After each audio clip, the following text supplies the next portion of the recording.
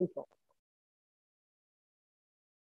So, but here we are misusing all the resources, and the number of tigers is drastically decreased. So, by keeping in view of all these, what are the developments which are happening, Government of India initiated Project Tiger and Gir Lion Project to protect tiger and lion population respectively in the country. Okay. So, what are the threats to the wildlife? So, not only in India, but everywhere on the earth, this wildlife is under the threat of extinction. Okay, so it's very struggling very hard to survive. So, what are the threats to the wildlife? So, first is habitat loss. That means because our population is increasing very rapidly, we need shelter. Okay, we need food. But always remember the resources and the land, they are limited. Food, water, air, land, everything is limited. But only the population of human beings is becoming unlimited. When the population of human beings, they will increase to certain level, then what happens? We have to exploit. We will cut all the trees. We will deforestation. We need houses. So we need employment. We need food. We need water. Everything. So we are just destructing all the resources which are present on the earth. So finally, what happens? So whenever the population growth is more, there is fast industrialization, urbanization, modernization, therefore large scale destruction of plants and animals. And also due to this industrialization, we are releasing the chemicals into air, water. Okay, so and from water and air and soil, everywhere it is polluted. So now from that, the trees are taking up all the toxins, and also animals. Even the plastic usage of plastic is uncontrolled. So these all these things, they are destructing plants and animals. Okay, and indiscriminate hunting. So hunting of animals. Some people, they do it for food, for their horns, for their fur, tusks. Some will do for their pleasure. So whatever it is killing the animals and animals so that they are going to extinct. Okay. And introduction of exotic species. So exotic species are nothing but which are not native. So we are getting them from other continents or other regions, and we are trying to breed them in our country or from our country to it may be exported. So whatever it is, they are exotic species. Whenever we breed like that, they may be more dominant than, see, always the native ones will be less. They will be more less very sensitive, okay, to change. But these exotic ones, they will be more resistant, and they will try to occupy um, this particular location, and they will dominate these native ones. So therefore, the native species will become endangered. Okay? So by keeping in view of all these developments, national parks were developed by Government of India. So what is a national park? A national park is a protected area of land in which a typical ecosystem with all its wild plants and animals are protected and preserved in natural surroundings. So without any artificial things, it is just a natural ecosystem. Just we are, the government is providing the protection, that's it. So as of April 2012, there were 102 national parks. The first national park in India is Jim Corbett National Park in Uttarakhand, which is established in 1936. And all the national parks together, it encompasses 39,919 square kilometers, which will comprise of 1.21% of India's total surface area. And there are 166 national parks which are authorized, And 17 national parks and sanctuaries were selected for this Project Tiger to protect and increase the tiger population in India. So these are some of the names of the national parks in India. Jim Corbett National Park, which is located in Uttarakhand, its aim is to protect tiger. So here EN means endangered, they are under threat. Then Kaziranga National Park of Assam, where they will protect rhinoceros, which are critically endangered. Okay. Then Hazaribagh National Park in Jharkhand, which will protect tiger. Kanha National Park in Madhya Pradesh, they protect tiger and cheetah. So cheetah is vulnerable, not that much threatened, but it is still vulnerable. Then Sundarbans Tiger Reserve, which is located in West Bengal, they focus on Bengal tiger. Then Gir National Park in Gujarat, they protect Asiatic lion. Bandipur National Park in Karnataka, they protect elephant and tiger.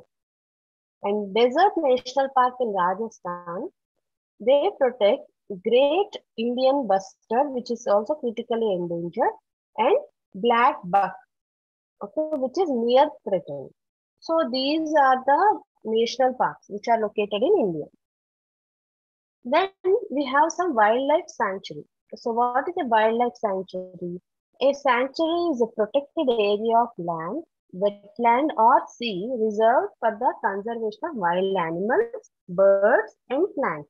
Here it is not only the forest, okay, it can be a water body like sea or wetland or land.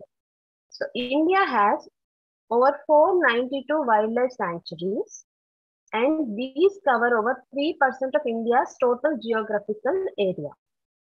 So any kind of hunting is prohibited in the sanctuaries, and private ownership right over sanctuaries and limited human activities may be granted. So because the government cannot take up the entire responsibility, some private people also may contribute to it, but still they cannot interfere with the normal activities of the wildlife, like feeding, nesting, breeding, etc.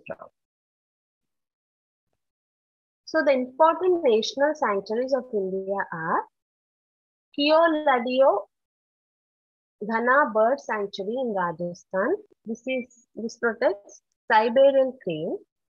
Chilika Lake Bird Sanctuary of Orissa for waterfowls, cranes and ducks. Manas Wildlife Sanctuary of Assam for panther, tiger, rhinoceros. Dachingam Sanctuary in Jammu and Kashmir for Kashmiri stag and musk snow leopard. Madumalai Wildlife Sanctuary in Tamil Nadu, Nilgiri Hills. This is for elephant, four-horned antelope. Nagarjuna Sagar Sanctuary in AP for tiger and panther. Periyar Sanctuary in Kerala for elephant. And Balmiki Nagar Tiger Reserve in Bihar for tiger. So these are the national sanctuaries in India. Then we have Biosphere Reserves. So what is a Biosphere Reserve? They are the specific category of protected area of land or coastal area wherein tribal people which are native to that area will be an integral part of the system, because the tribal people knows more about the local people, will be knowing more about the life which is there, okay, in that particular area, and they know how to protect them. So they will be also the part of this program. So the concept of Biosphere Reserve was conceived by United Nations and was launched in 1975 as a part of UNESCO's Man and Biosphere program. Okay. So in Biosphere, various uses of land are permitted by dividing them into three: core zone, buffer zone, transition zone. So each zone will have a limited activity. And the government of India has established 18 biosphere reserves. So there are approximately 610 biosphere reserves all over the world, located in 117 countries of the world.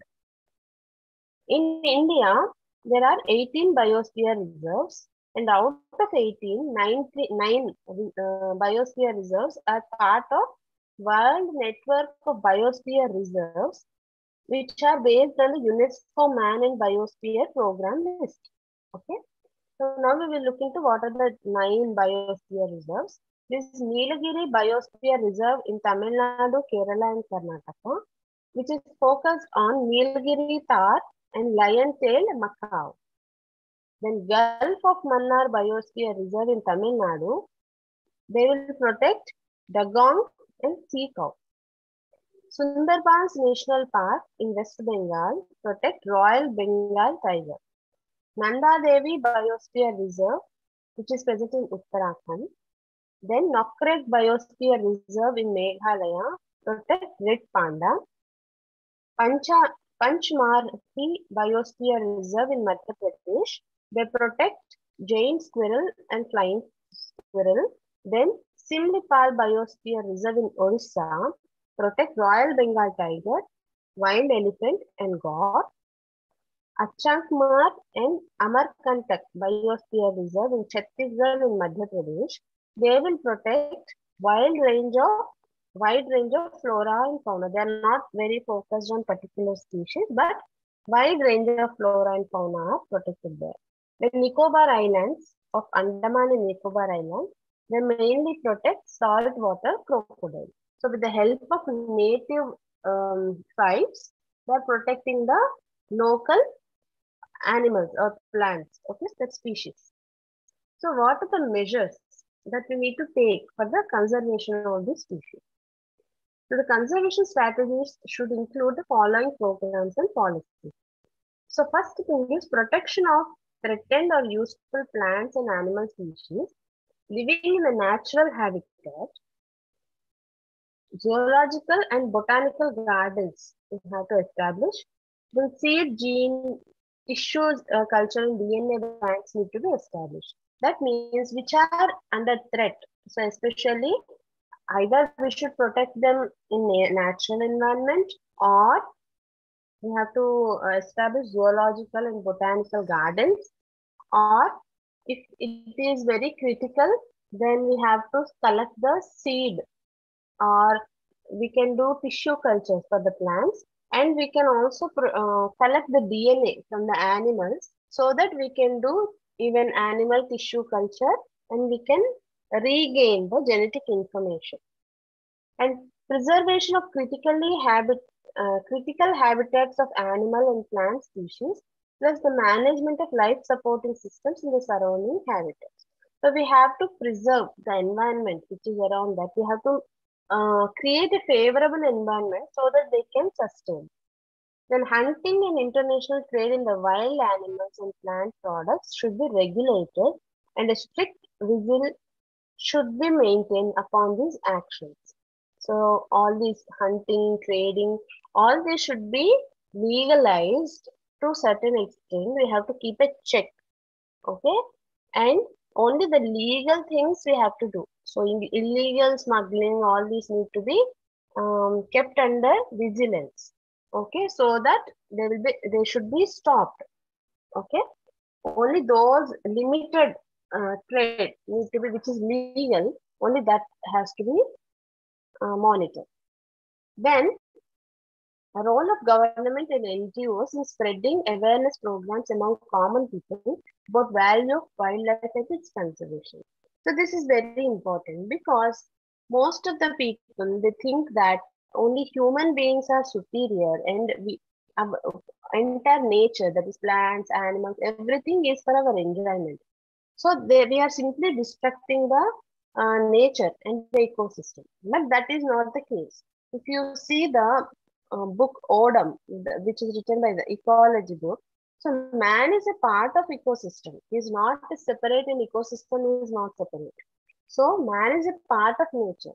So he has to learn how to coexist with other animals and other living creatures. But we should not use them for our pleasure or our requirements. Okay. So that awareness has to come in every citizen, every person. So then they will automatically protect the nature. Okay, so that awareness has to be brought in the people by government as well as NGOs. So the International Union for Conservation of Nature and Natural Resources, which is an organization, international organization, which is dedicated to finding the pragmatic solutions to the most pressing environment and developmental challenges. So they will try to get the solutions. Okay, they have published IUCN Red List of threatened species. So all over the world, they have made a list of plants and animals which are threatened to the like threatened of extinction. Okay, which are endangered species. Okay, now known as the World Conservation Union, it aims to impart information about the distribution and status of threatened species. They develop awareness among the importance of threatened biodiversity, and they guide their conservation programs and actions. So they not only just prepare the list, but they will also create awareness, and they will also suggest the solutions, how to preserve and conserve these animals and plants. So here, if you see, protected areas and threatened species could most effectively be safeguarded if local people are considered it in their own interest to do so. So working with rather than against local people became a major working principle for IUCN. See, somebody coming into that local area and to perform all these things is very difficult. Though it is from government side also, the local people will be more like useful in doing all these things. So the local people has to take the initiative. Okay, anyway, the government and others will support. Though if they don't support also, it is our duty to do. Okay. So the local people has to take the initiative and they should participate in various programs in preserving or conserving the wildlife. Okay. So the union has identified and documented endangered species of plants and animals and placed them in 8 red list categories. So again, they are recategorized into 4 groups: extinct species, endangered species, vulnerable species, and rare species.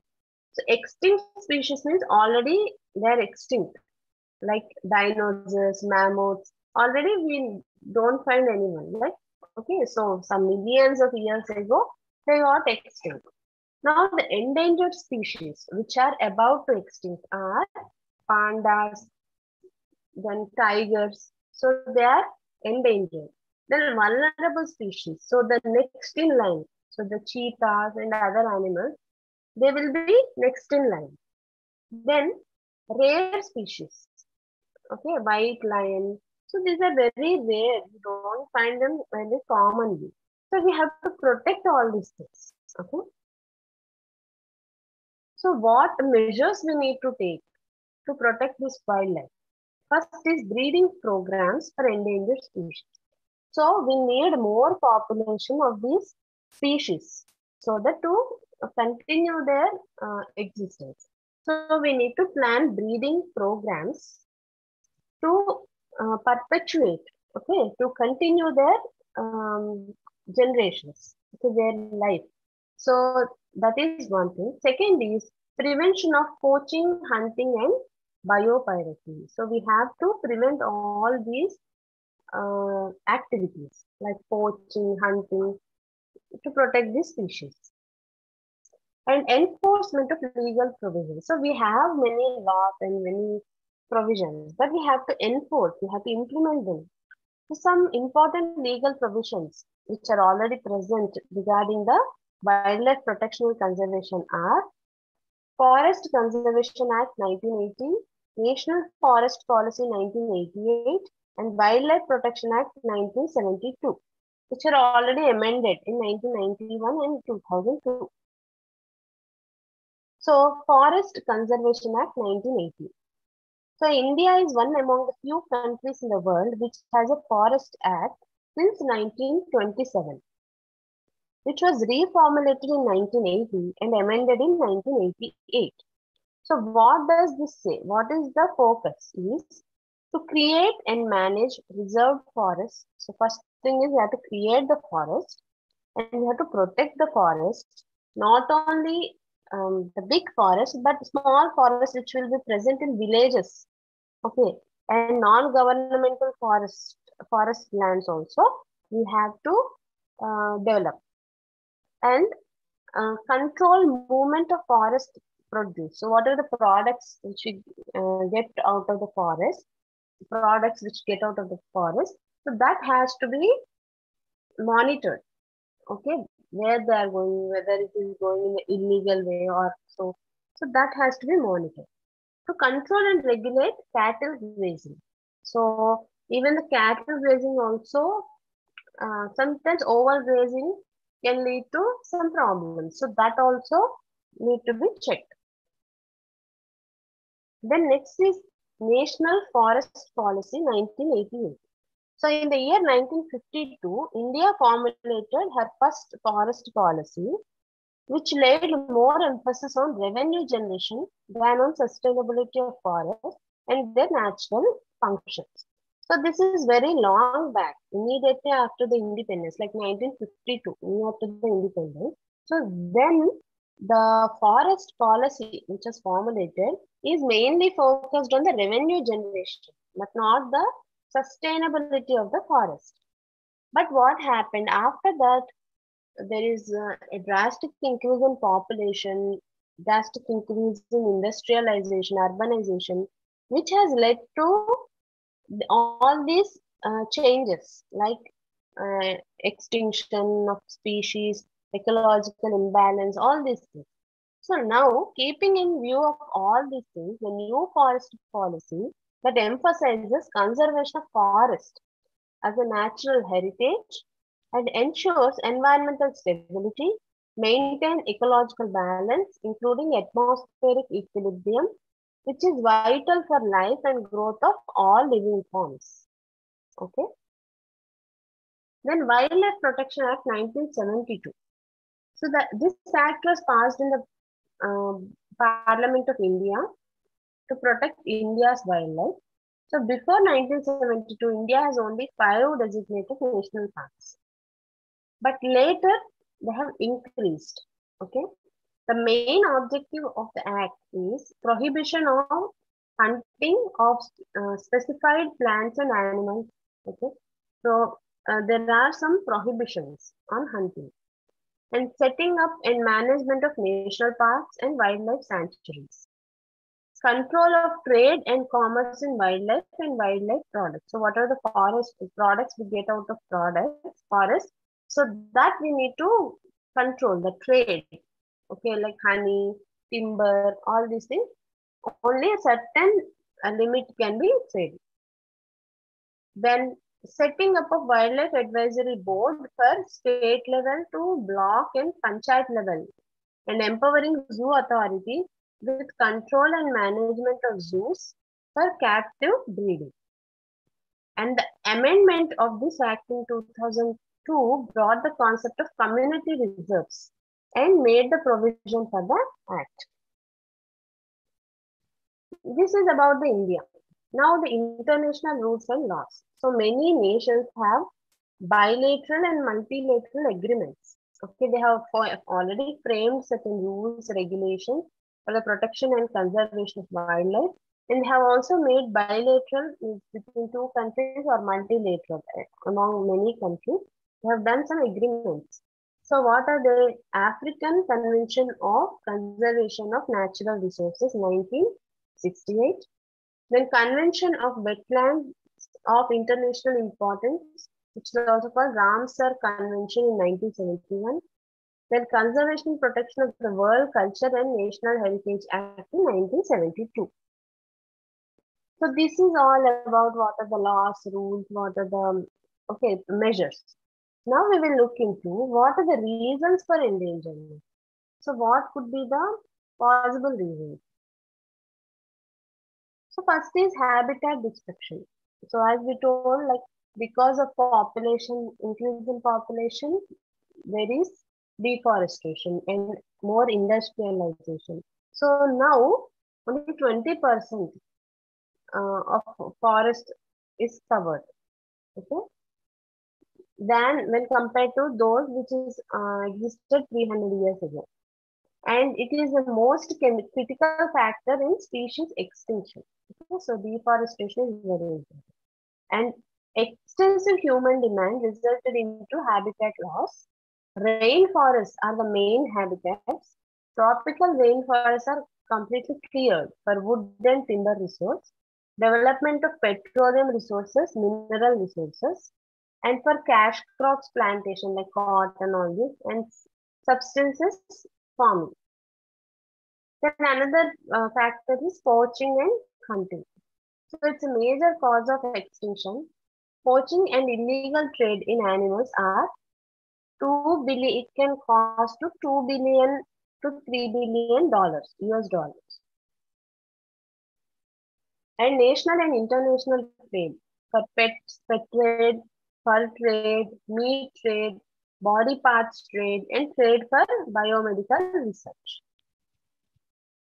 Then what is the value of this international trade for wildlife is the global value of wildlife trade as given by international enforcement agencies is second only to narcotics in the illegal arena. You see, we have many illegal trades. Okay. So when you look into this illegal trade, the first comes narcotics or drugs, then second comes wildlife. Wildlife crime is therefore the second largest illegal occupation in the world. Then third comes arms or like guns, pistols, all this. So illegal trade. So there is a lot of illegal wildlife trade. Then more factors which are also indirectly caused by the human beings. They are climate change, global warming, diseases, pollution, fires, forest fires, then natural disasters, then introduction of invasive species or alien species, then farmer or rancher shootings. Okay, so all these can also cause extinction. Then effects of wildlife depletion. So what are the effects? So when there is no wildlife, what happens? First is unbalanced food chain and ecosystem. So we don't think that okay, they are plants, animals. It is not the human being. We think like that. But if we see the ecosystem, the baseline which is producers, that is plants. Then which depend on them are animals, like consumers. Human beings are also a type of consumer. Human being is not a producer. So definitely human being has to depend on the producers for their survival or on other consumers. If there are no uh, plants or trees, there are no animals. So then from where this man will survive? Okay, there will be no food. So after some time, the man has to die. The human being has to die. So that the food chain, everything will be unbalanced. Then reduction in rare wild animals. So some rare animals will be there, like white lion. So they will be reduced because of all these factors. Then danger to human life. So finally everything ends at the human being. So human life is threatened.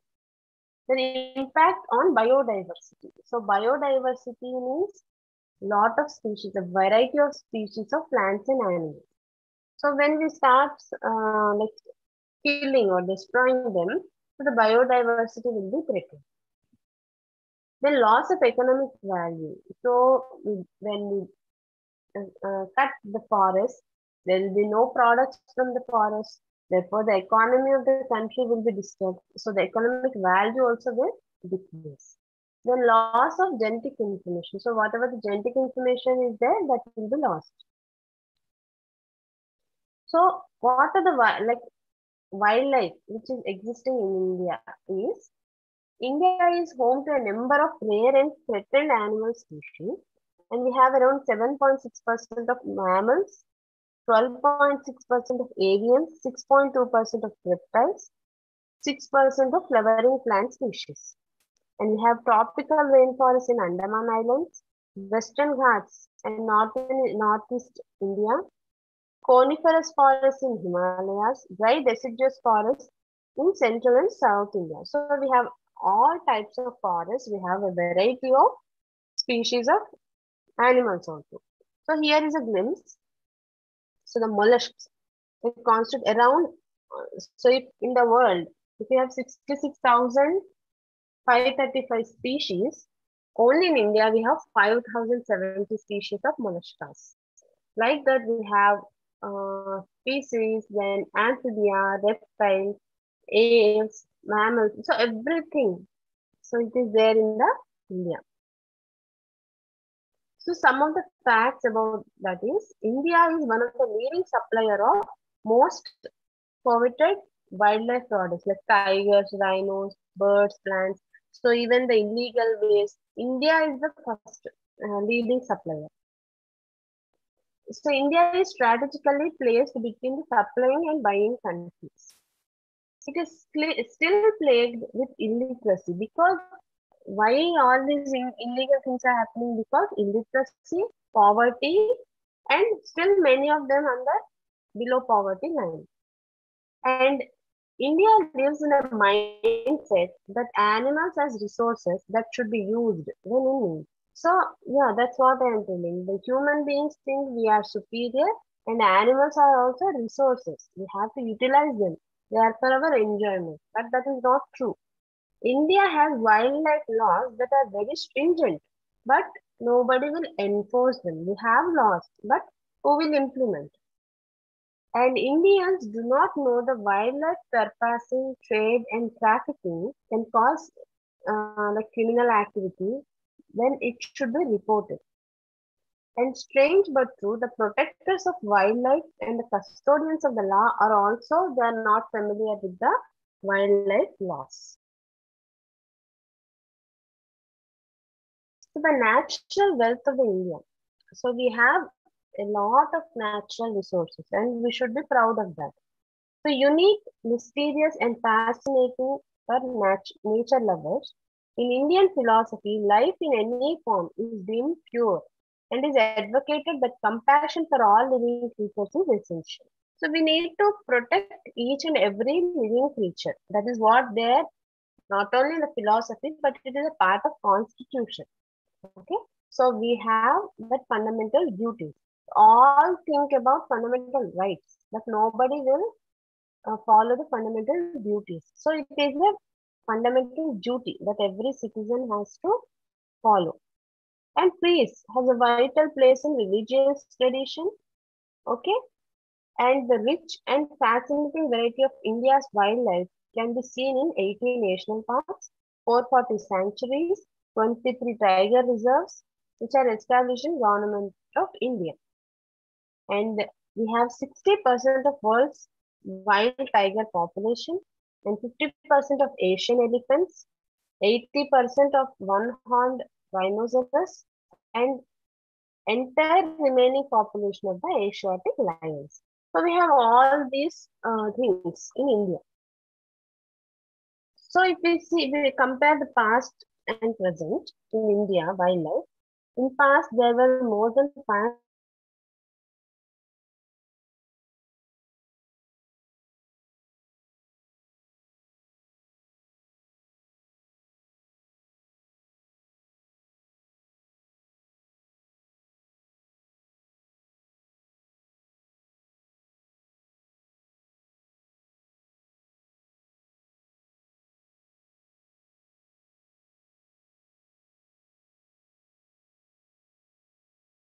than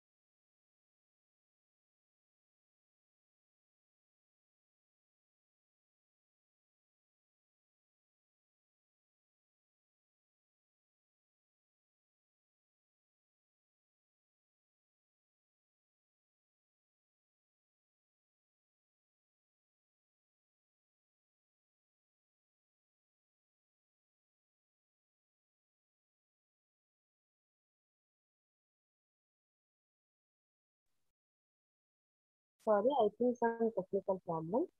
We'll continue.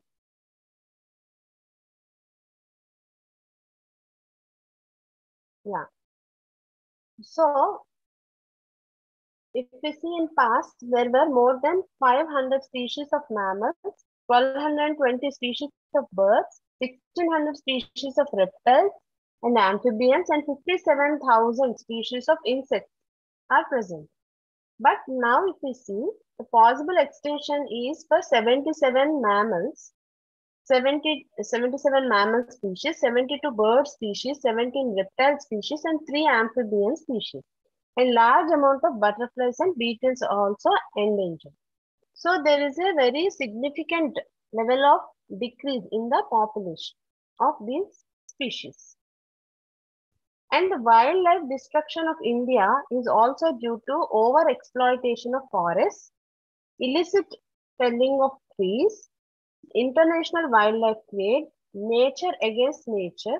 Okay, so encroachment of villagers on forests, then global warming, unhealthy relationship of government and local people, then local hunting and poaching by villagers, and corruption in forest officials.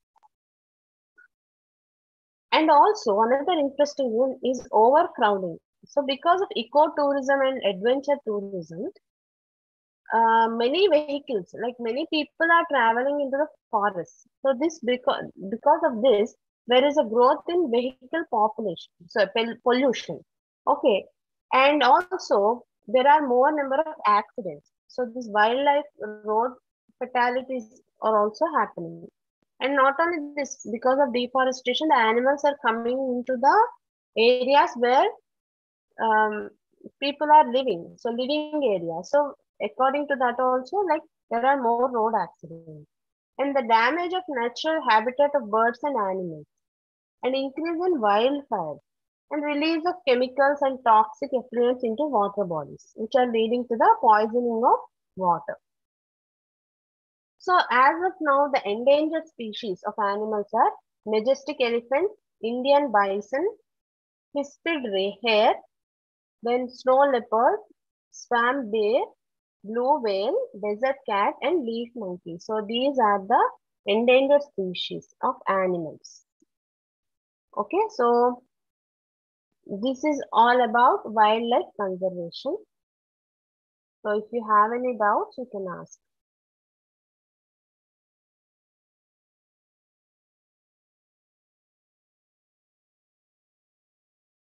Okay, there are no doubts. We will continue with the next class, in the next topic in the next class. Okay, thank you so much.